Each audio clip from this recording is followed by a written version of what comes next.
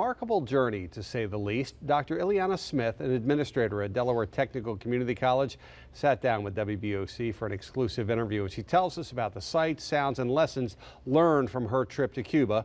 Our Sussex County Bureau Chief Evan Kozlov joins us now live from the Bureau. Evan, this was part of the annual International Professional Development Program. And essentially, Steve, the program brings faculty and staff overseas to get an international perspective. In the past, they've gone to places like China, Italy, South Africa. This year, they selected Cuba. For Dr. Ileana Smith, her journey to Cuba didn't start last month or even last year. It truly began some 50 years ago. I escaped from Cuba by boat when I was 11 years old. And so it was in the early 60s.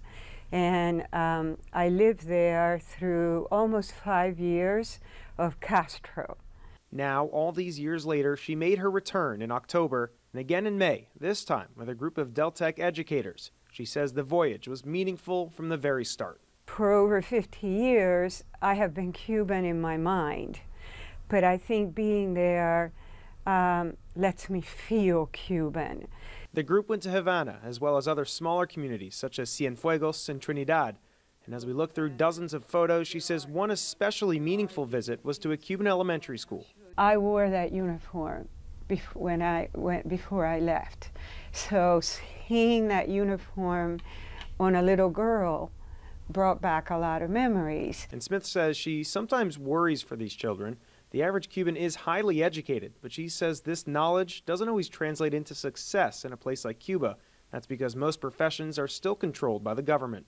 The average salary is $25 a month. It's a system that's basically upside down. Professionals make the least.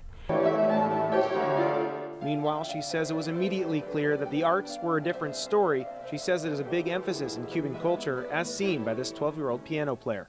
Back on U.S. soil, we ask Smith what she's gained from the trip. People have asked, you know, now do you have closure? And that word bothers me. I don't want closure. I want openness. I want it to be open. What I have is more wholeness. That and some memories to last a lifetime. Now, Smith says changes are happening in Cuba, just very slowly. In fact, she says that a number of businesses have popped up. They are only the smaller businesses, though, because the larger ones are still owned by the government. Reporting here in the Bureau, this is Evan Kozlov. Back to you. All right, Evan, thank you. Excellent piece, excellent interview. WBOC also spoke with Lisa Peel, another Deltech educator who was on that trip. And we have that and a more in-depth look at our conversation with Dr. Smith. Also dozens of photos from Cuba. We've got it all on our website. Get it now on WBOC.com.